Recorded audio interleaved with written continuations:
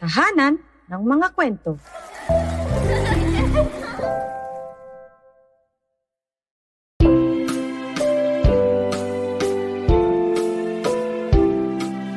Tara mga bata, sabayan niyo kong kantahin ang Bahay Kubo.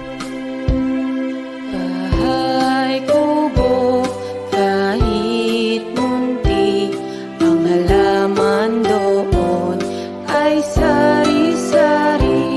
Singkamas at talong, sigarilyas at mani, sitaw, bataw, patani,